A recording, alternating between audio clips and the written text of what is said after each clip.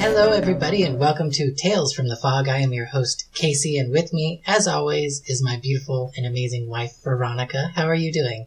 I got a medicine ball today. What? It was so fun. It's my first medicine ball ever, and it's heavy, and it's awesome. What kind of medicine's in it? The good stuff. It's got sand in it. It's kind of like a maraca. You shake it, it goes chick, chick, chick, chick. But it's heavy. I mean, it's probably not heavy to you. Ball? It's a heavy ball. But it's only one, so, you know, you gotta work with what you got. Yeah. So, guys, we are banking this episode for you guys. Midsummer Scream just happened. Yay! And it was awesome and amazing, I assume. We know it's going to be. Yeah. Especially when Rick West was running around dressed up like Hellraiser with a Manhattan. Yeah. You know that's going to happen.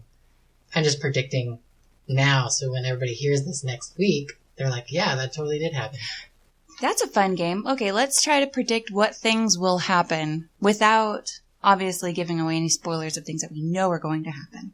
I will get injured at some point during one of the shows, because that's an annual tradition. That's how you got the name Pipe and Drape. Yep. Let's see. How many Decayed Brigade members are going to end the weekend with one new injury? All of them. You think so? They do all leave it. Except for Chase. He might smack his head on something. Maybe. We'll see. He's very calculated, though. He is. He's got a lot of body control. So I think he's one of the least likely to injure himself. The most likely, I would say, is James.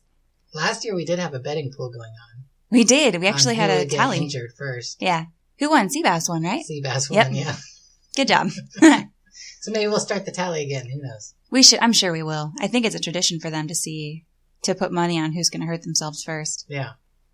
But yeah, I think James will, because like he's daring any day of the week. You strap knee pads onto that boy and he gets 10 times as daring. You put him in front of people, I think it's going to be 100 times. I think he's going to go nuts. Yeah. But I trust him with my life and I trust him with my safety, but I know that he doesn't consider himself, like, if he hurts himself, it's not as important. He'd rather not hurt somebody else. So he'll take the hit. So I think that he's going to get hurt. I mean, I hope he doesn't, of course. I mean, I don't want anyone to get hurt. But knowing who we are and what we do, I think that James might hurt himself in some way. Yeah. I'm pretty sure that I will, to some degree.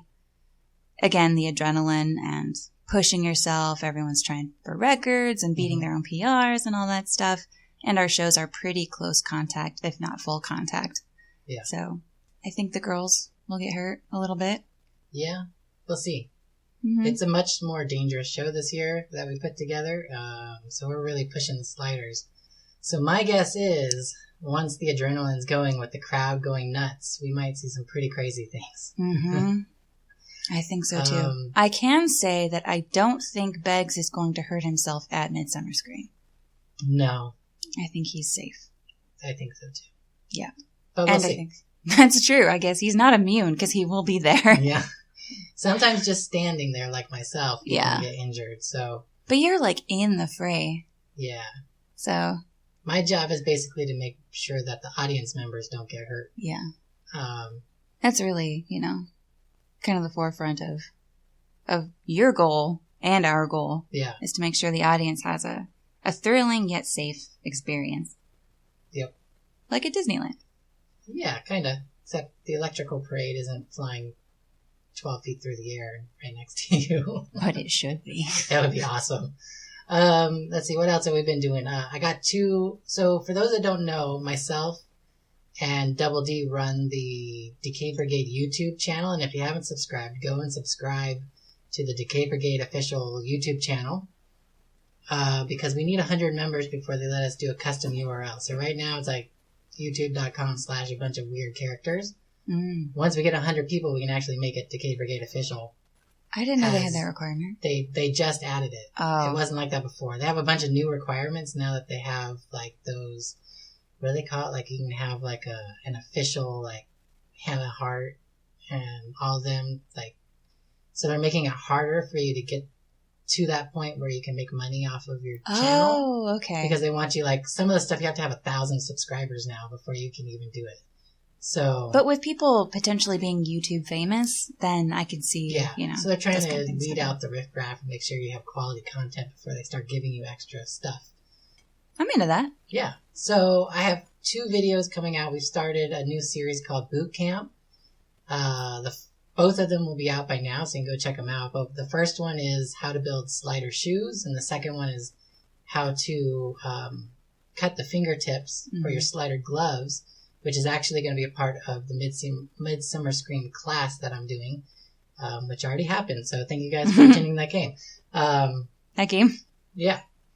I'm sure there will be games involved. Knowing us, we gamify everything. I said game, but sure. Oh, I thought you said those of you who came, or never mind. Cut this out. This is terrible. No way. It's staying in. God damn it. Yep. Anyway, thanks for coming to the game. Yeah.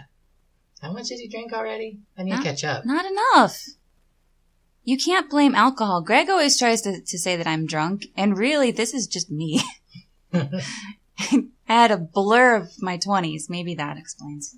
All right. So, you guys, Midsummer Scream just happened, which means when this podcast is out and you're listening to it, ScareLA is basically in 2 days. Unless you're listening to it late. Later. Yeah. If you're listening to this the day it comes out, ScareLA is in about 2 days. And so let's talk about ScareLA, huh? We got Decay Brigade, 3 shows a day, just like at Midsummer Scream. There's a new section at ScareLA.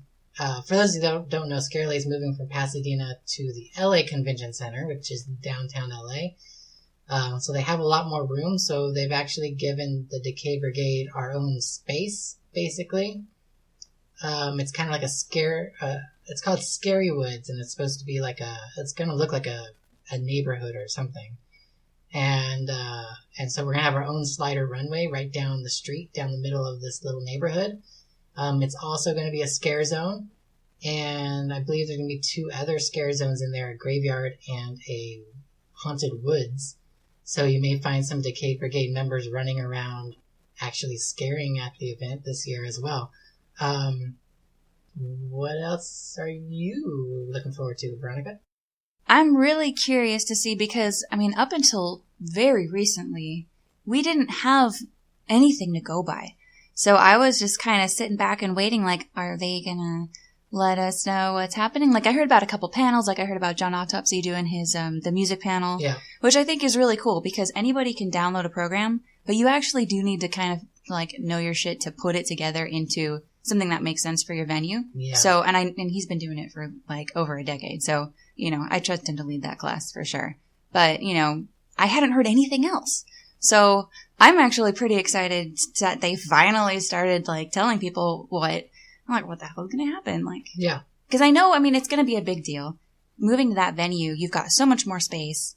And, like, hopefully that means that they're going to fill it with stuff and vendors and, you know, things. And, like, we've got the Decay Brigade there, which is always a big old draw. And, you know, the cool scare zones and everything, and monsters actually getting to scare and not getting yelled at for scaring, which has happened every single freaking year. But, you know, I'm actually kind of excited. I really hope it pulls together and turns into something amazing. Me too. I'll probably be bringing a costume to scare between shows since I got nothing to do anyway. Between the shows. Let's play a game. Spot the Casey. Yeah, so, you know, Adam Savage does incognito at every single Comic-Con. So maybe, what can we do? Well, you gotta do something. I'll have some Decay Brigade temporary tattoos on me, and if you can find me in the scare zone at some point in costume and figure out it's me, I'll give you a Decay Brigade temporary tattoo. Nice. So there you go. You can get a cool temporary tattoo, custom for you guys.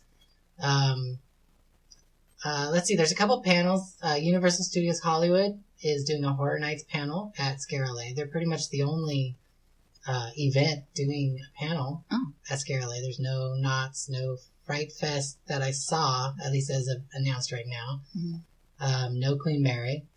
But, you know, ScareLA kind of is leaning more towards the horror movie genre and not so much towards the haunted attraction stuff. So as far as that goes, there's a panel with Blumhouse, which is going to be pretty cool, I think.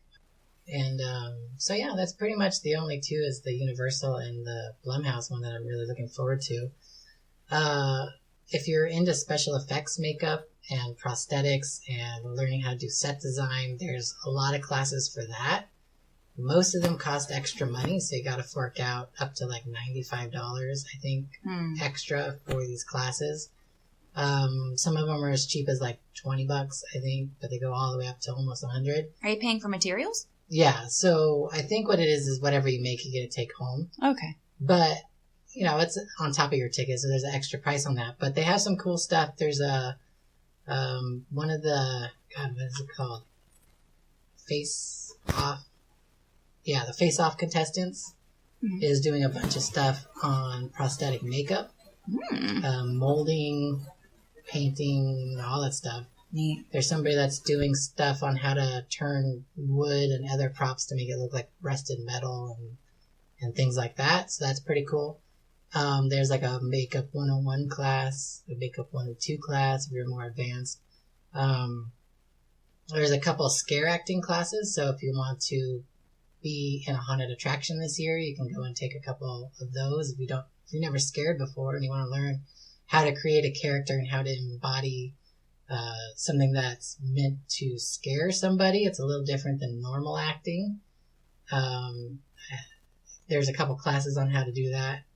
You know, for me, I think in a classroom environment, it's harder to teach that. I've always liked having the sets and stuff to be able to bring people into their position or into their room and really work with them on how to use that room effectively. Yeah. You know, acting character-wise, you could probably do it outside the classroom or outside the haunted attraction, but actually learning how to scare really depends on the room that you're in or the environment that you're working within, how to best, you know, do that. But I don't know, we'll see what comes of that. I'm inclined to agree with you there. There are some things, kind of like in an acting class, where there are some fundamentals, some basics that if someone has never done it before, this would be a good time to introduce those things, like the psychology behind scaring, the reasons people are scared of certain things. Hopefully they get into that kind of stuff that's a little bit more classroom style, you know, write this down kind of learning, and then stuff that they can apply to when they do get into that environment. They can kind of build their character and build their scare tactics off of what they learned there. Because a lot of that stuff, if you think about it, we learned because we had to, because we were thrown into the environment and wished good luck. Yeah. So you learned by trial and error. So hopefully this will eliminate some of that error for some people. I think that'd be pretty cool if it works out the way that, you know, they think it will. I mean, okay, so, I mean, those are basically what's going on as far as classes and panels. There's a few pretty cool experiences coming. If you went to Comic-Con this year, they had the It Presents Float experience, which is a VR experience where you get on the actual school bus and it plays out a scene from the movie It. Mm-hmm. Sounds really cool. We didn't get experience it at Comic-Con because we didn't go, but it's going to be at ScareLA, so it might be something we can line up for. But I will say, I got reports from people at Comic-Con who waited for this, and they said it was about a 3-hour wait. Oh. So if you want to do the It attraction, I would say try to get that done first thing in the morning. Yeah. Like, just get there and, you know, wait for it first thing, because I have a feeling this thing's going to have quite a wait for it. So it actually has a more of a payoff than, like, that weird stepfather thing that was in Ghost Town all those years ago. Well, that wasn't a VR experience. So take what we did with Ghost Town VR, where we were shooting the stuff, but now put yourself on a school bus.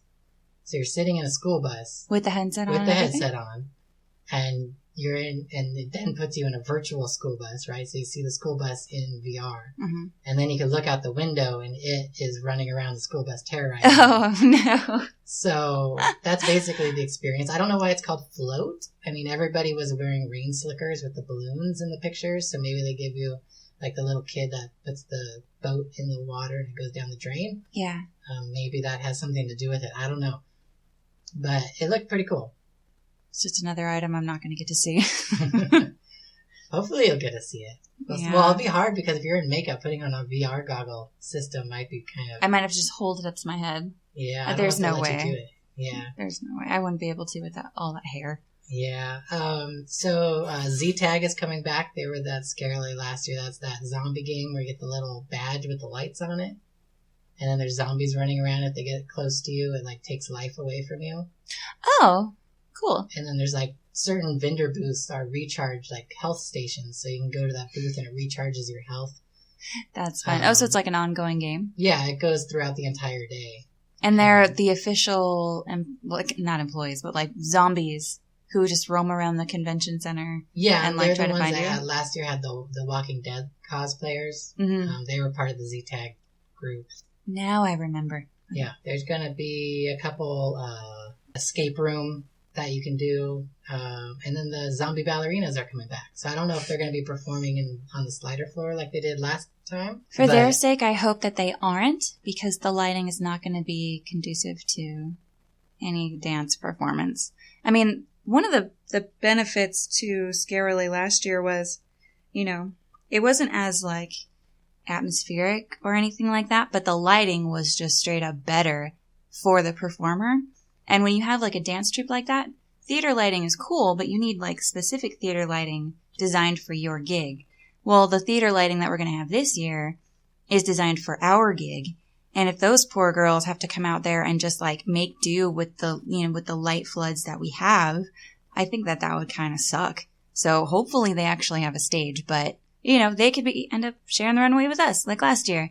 They're really sweet and I really liked their performance. So if we do, it is what it is, but they deserve a raised stage. Yeah, they were really good. So I liked them. I thought it was I liked that odd, juxtaposition of the beautiful, graceful with the gross and dead. Yeah, that was another thing that came from the Fringe Festival. Really? Yeah, that's where that started, was the Fringe Festival out in LA. I could see that.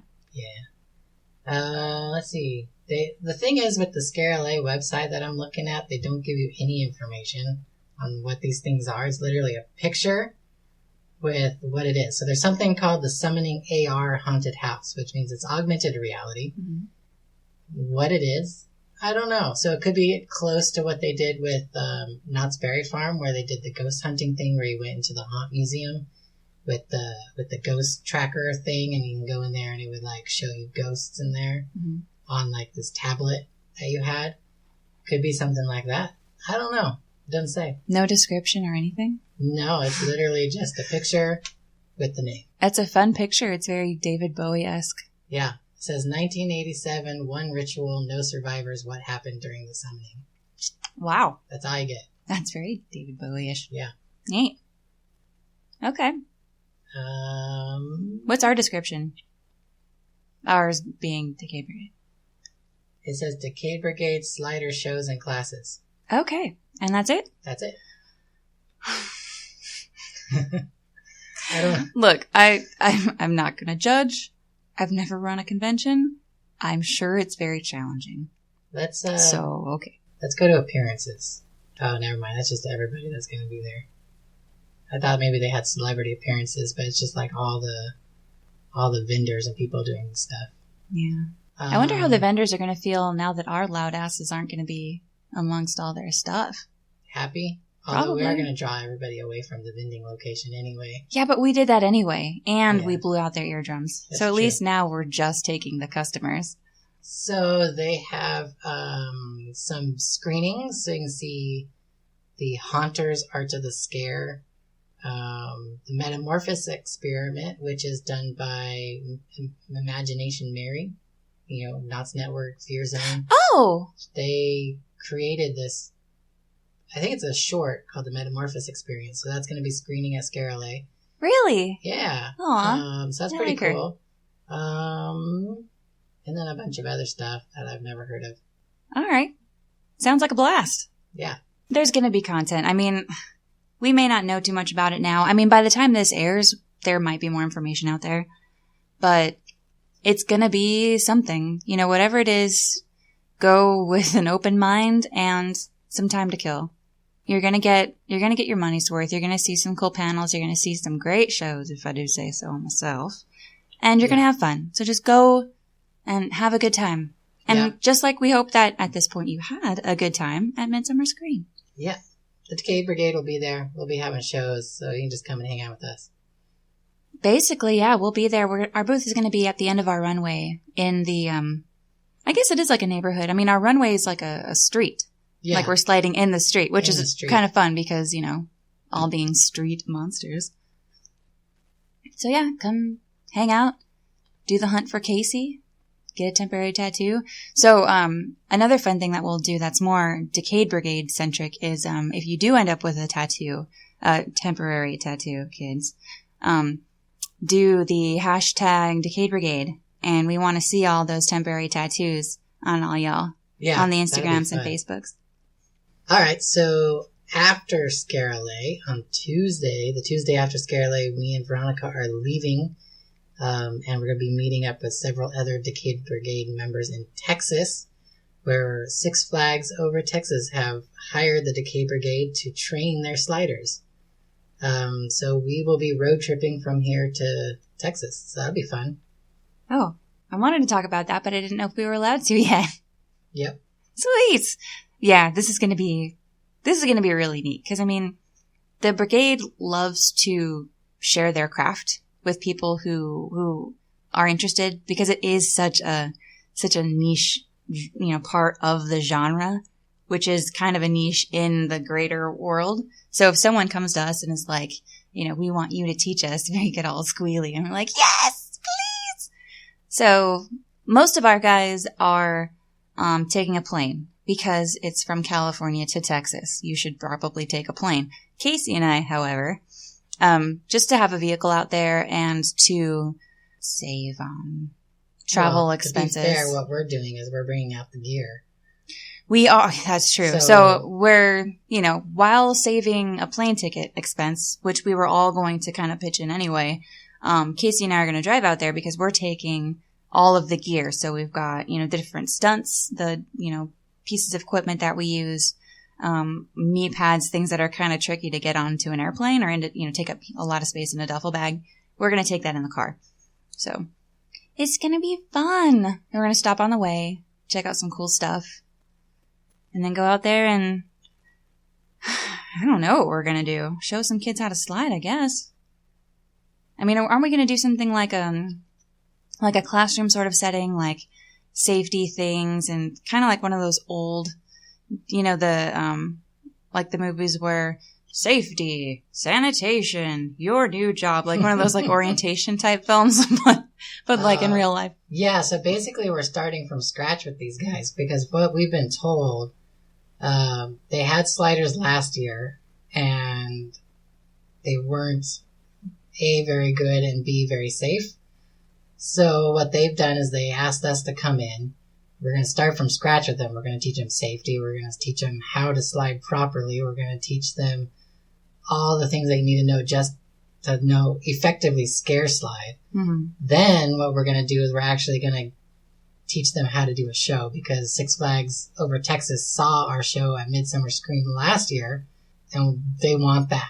So I don't think we're going to be able to get them to the caliber of a Decay Brigade show, but we'll be able to get them up to at least being able to do some tricks, hopefully. Yeah, I think the goal is to get them thinking like exhibition sliders. Because you've got your scare sliding, which we know is very different from stunt sliding, like what the Decay Brigade does when they're performing as the Decay Brigade. So there's just so many elements that go into it that, you know, they want to do a show, which is awesome, and they should. But there's a lot of steps and a lot of things to consider to make a show that, you know, doesn't suck. So not only do they have to worry about the caliber of their technique and their strength and their endurance, but now you're looking at musicality and choreography and audience interaction and emotion and character and all these things that, you know, you may or may not consider on that high level of I want to do a show. And just building props, like learning how to build the limbo stanchions and the box and like all this other stuff that we've, you know, you'd think building a box would be simple, but take a box, put it on slick concrete, and then put a large mass of weight moving quickly across it and it does not want to stay in place. So the engineering that actually went into that box was quite a lot of engineering just to get it to stay in place. Yeah. People jump on it. So, you know, it's not as simple as just like throw a piece of wood out there that's 6 inches off the ground and have people jump on it, because A, it might break, B, it's going to slide out from under you. Mm-hmm. So there's a lot of stuff that we've learned just because we wanted to do this prop and then it didn't work, and then we fixed it, and then something else didn't work and we fixed it and we fixed it until finally it worked. Yeah. So we can take all that knowledge that we have and apply it, give it to them, so when they build it, hopefully it works first time. Yeah. And we don't have the risk of anything being proprietary or NDA, because this is stuff that has nothing really to do with any specific theme park. Because exhibition sliding with the specific stunts that, you know, the Decayed Brigade especially have developed weren't developed at any venue. Yeah. They were developed out on the rink. So, you know, there is that sense of, like, we really know what we're talking about because, you know, like, people like Gary who are there from the very first attempt at a particular stunt all the way through its evolution into what it is now. Yeah. And he probably built it. The man knows what he's doing. He's kind of a genius. Since this is after Midsummer Scream, we've already revealed our shows. We can talk about a prop that we built this year that has gone through many iterations. But what if they haven't gone to Midsummer and they haven't seen it yet, and they're going to go to ScareLA? They're going to see it because it'll be posted online by now, for sure. So they've seen it. Are you sure? Yes. It's kind of awesome. No, we'll just say it because it's interesting, because the whole process that went through the show, being able to talk about that and actually starting a prop from scratch, it's never been done before in a sliding show, and seeing the evolution of how we got to where it is now is pretty interesting. So in the shows we're using a bed as one of the props, and one of the things when we decided in our early on story thought process was that we want this bed and we wanted to do a bunch of different things. So we wanted it to have custom lighting. We wanted it to have a fog machine. We wanted it to be able to be slid on top of, slid under. We wanted it to be able to spin. So we had all of these prerequisites, and basically Gary Spaz, who builds all our props, we basically said, good luck. So what happened is he actually found a bed at like a thrift store somewhere. So we got the prop for really cheap, but then we had to completely modify it in order to work for our shows, because again, taking a large mass of weight, jumping on top of a bed, and obviously we couldn't have a mattress or anything on it. So we had to build decking on it, and the first decking we had totally bent because of the weight. So then we're like, okay, we need stronger support beams. We need to raise the decking higher, actually, to make it more flush, because originally we had, like, I don't even know how to describe it. It was like a log flume channel. Yeah. Basically down the center of the bed, and then you could jump up and slide on it, which allowed it to be a little shorter. But what happened is we thinned out the wood so much, making that channel on the main support struts of the bed, that it started breaking the beds. And then we had to add supports and then raise it up to the top decking and make it flush. So it's like a really big slider box now. And then sliding underneath it, which is terrifying. I tried it. I think I was the first person to try it, and it was so scary. But then, Veronica has bashed into it. A couple of people have bashed into it. Yeah. So, Chase almost took off part of his face. Yeah. So part of what we're doing now, I think, is going to be protecting the support struts underneath by padding them with foam or something. So thank you. If someone slides under it, they don't hit those support struts with their head. Or even if they hit it, it doesn't make that horrible sound. Yeah. Because even if you don't hit it that hard, which I can attest to. I mean, I hit it hard enough for it's been 2 days. My head still hurts. But, others have hit it harder, which worries me. But, that's naked wood. There's no protection on it at all. Yeah. And when you slide the speed that you need to clear that space underneath it, you're going kind of fast. And if you make contact, it's swift and solid, and it leaves a mark. And that's not something you want to do. I did the opposite. On my first attempt, I went through it just fine. My second attempt, however, I don't know if it's because I went under it fine the first time, but I turned my head so in my periphery I could see the support beams going past my head, and it kind of scared me. So this time I think I was just like, I want to go lower. And so I went to slide under it, and I went lower, and then my body that wasn't padded or gloved hit the ground, and with a loud screech I came to a very fast and sudden halt and had like Indian burns on my arms and stuff because clothing doesn't do well because we wax the floor, we wax, everywhere we go, and your gloves and your knee pads do great, but then any bit of cloth that you have on you like sticks to it. Yep. And it hurts real bad. Yeah, you stop really fast. Yeah, it's painful. It's a crazy prop for sure. It's going to be really cool. So those coming to ScareLA, definitely come and see it. I think it's only being used in the first 2 shows. So if you want to see this cool prop bed, I would say go to the first show because that's where it's going to be fully utilized. Well, it's hard to say because the first show it's more theatrically utilized and the second show is more sliding utilized. Right. So depending on what you want to see, you should see all 3 shows, let's be honest. But if you're only going to pick one and you want to see this cool, unique prop, decide whether you want to see it theatrically used, first show, more stunt used, second show. It's just going to be awesome. I think you should go to all the shows if you can anyway, because, if we have a prop like a bed, you have to hope that we're telling a story that goes along with it. And you can bet your ass that we are. And that story takes place over 3 acts. Those 3 acts are those 3 shows. So if you want to catch the whole thing, you got to go to all 3 shows. Yep. Easy as that. Yeah. So come out and see all of the shows. And they're all very different. Because there's a lot of ways that you can have a slideshow. You can have it just be like, look at me, I can do this trick. Or you can be like very spooky and kind of like, tell a story as far as the character. But we mixed all of it together. Where we've got choreography, we've got storyline driven, we've got like intense character interactions, and then we've got these crazy stunts that have never been done before. This group is the first people, as far as we know, that have done anything like this. So, there's a bunch of new stuff going on in all different kinds of ways. You really should see all 3 shows just to see what we've been doing for the past 3+ months. 6 months, I would say. Really? That long? Yeah. Oh, good. No wonder I'm so tired. So, Casey and I are in Corona now. We moved a couple of months ago. So, a venue out here in Corona that we've visited in the past that, we were pretty big fans of is Coffin Creek. And Coffin Creek is it's out at the location of Cronenberg Fair, where they do, and I think they do some LARPing and stuff out there.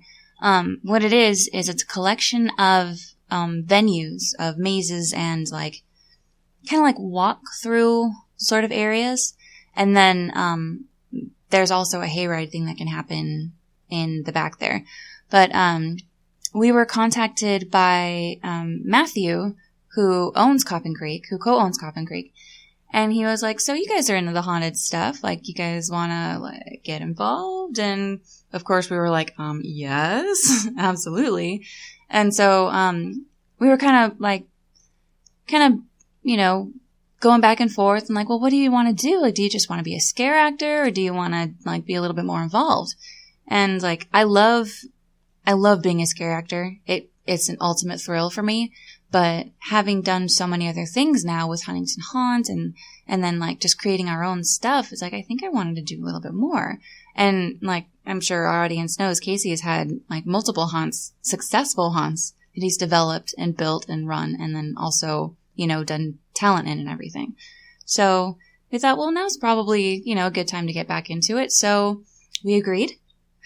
So what we're going to do is, we're going to do, kind of it'd be a talent captain equivalent. We're kind of like maze managers. So what we're going to be doing is tech managing and talent managing for specific venues at Coffin Creek. And then what I'm going to be doing as well is doing wardrobe. And you guys know how much I totally love that. So that's going to be a lot of fun. So this year what they're going to be doing is they're going to keep the venues that they have.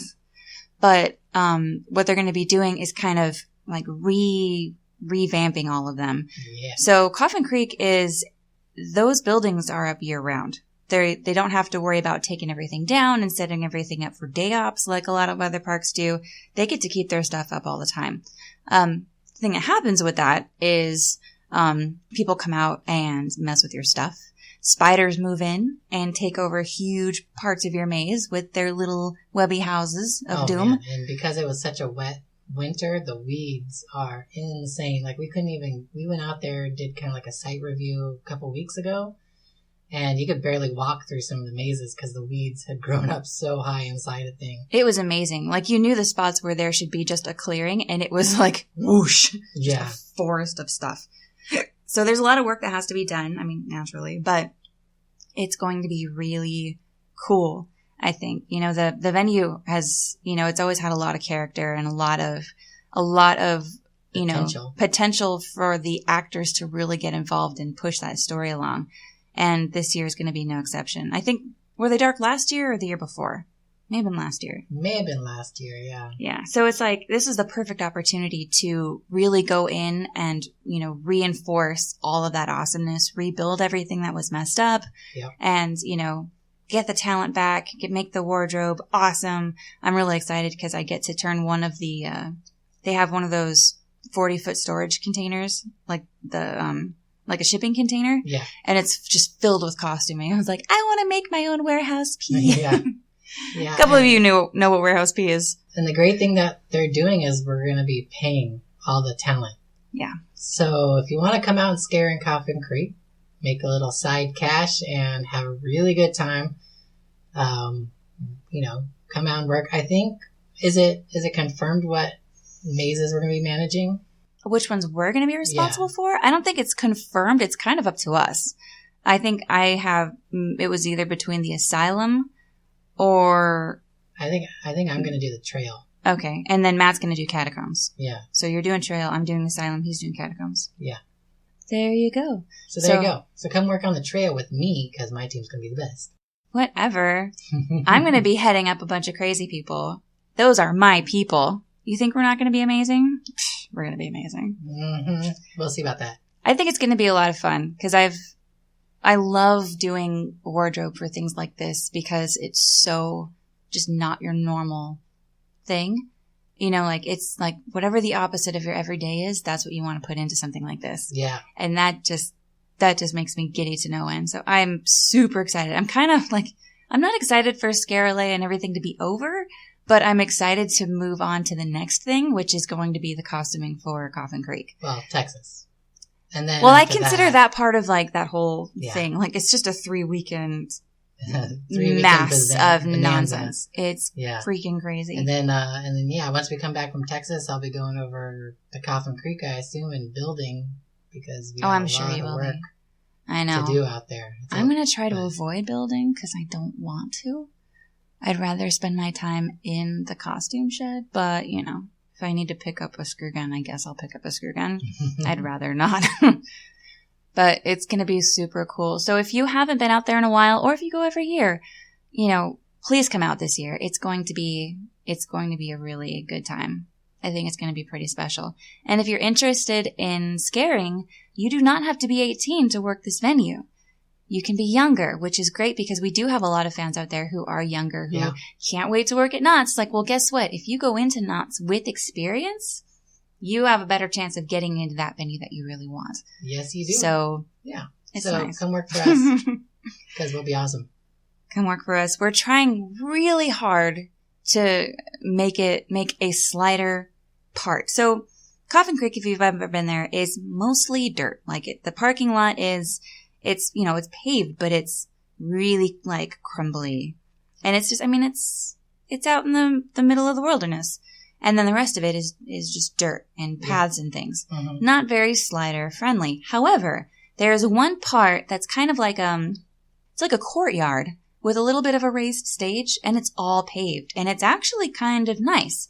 And there's a part of it that does lend itself possibly to a slider runway. So maybe, possibly, we can put some kind of show there. If anything, we can turn that courtyard into a scare zone where we can have, some foodstuffs, maybe some entertainment or something, a place for people to just chill, and then have some scare actors who can slide, get that, that Jones to slide, get it out of their system, or, and maybe practice and learn and get good so that when they're ready to go to Knott's, they've actually, not only do they have scare actor experience, but now they've got sliding experience in a live venue. So, and there is a chance that the Decay Brigade may be making an appearance at Coffin Creek. If we can pull it together and clean up that area, then we could totally do a show there. Not like the ScareLA Midsummer caliber. No, it'll be a little different. But that and probably all of our talent, like 85% of our talent works at Scary Farm. Well, and the rest of us are retired. It's going to be on a hunter's night, so it'll be a weekday if they're not working. So I know, but I don't want to take their time. Get the whole crew there. We'll see. Like it's all a work in progress. Such a pessimist. Oh, really? I am optimistic to a fault. Are you kidding me? I know. I'm just realistic. I want it to happen. Jeez. My God. The optimistic realist. Sounds like SNL sketch character. Also, I'm the spiritual skeptic. I need a t-shirt. Oh my God, that's awesome. Anyway, so yeah, Coffin Creek. Check it out. And then, in other news, our 1 year anniversary of the podcast is in 3 shows. What? Yes. Really? We are now 3 shows away from our 1 year anniversary. Aww. So is there anything that you want to do special for the 1 year anniversary? Oh my gosh. I don't know. Like, is there anybody special you want to have on? Is there anything that you want to do? Oh my God, there are tons of people that I want to get on the podcast, but I don't know. I feel like I want to do something for the fans who've been there from day one. Like, is there anything that we can do for them? I don't know. Like what? I don't know. But I also, I appreciate the fan that's been there from episode 1 as much as I appreciate the fan that just joined us last week. The fact that anybody tunes in to listen to us gab on about anything haunted is kind of cool. I'd love to do something for them in return, but I don't know what. I don't know. I mean, do you have any ideas what we can do? I mean, I could think about people that I want to have on the podcast, but that's just me being selfish. Anyway, I digress. I want to get John Cook on the podcast. Really bad. So you want to do that for the 1 year anniversary? If he would come on the podcast, I would be a giddy little schoolgirl. I mean, because we've known him for so long, like my whole haunt career. And with all the stuff he's done, like with the plague stuff, and then now being a Knott's, designer, guy's led an interesting life. And I think it'd be really fun. I think that a conversation with him would be super cool. Well, guys out there in podcast land, if you have any ideas of what we can do to give back and say thank you for following us through this year and hopefully in the years to come, please reach out to us. We'd love to hear from you anyway. And if you have any scary stories or just weird, spooky stuff that you want to share, we're all ears. We're groovy people. Just reach out and say hi. I'd love to hear from you. Yeah. And, be sure to follow YouTube, the Decay Brigade YouTube. You just have to search in the YouTube search bar for Decay Brigade. We'll show right up. Mm-hmm. Follow Tales from the Fog on Instagram and Facebook at Tales from the Fog. You can follow Veronica on Instagram at Veronica Voices. Mm-hmm. And we don't have a Twitter, so screw them. And until next time, we will see you in the fog. Bye, guys. Bye.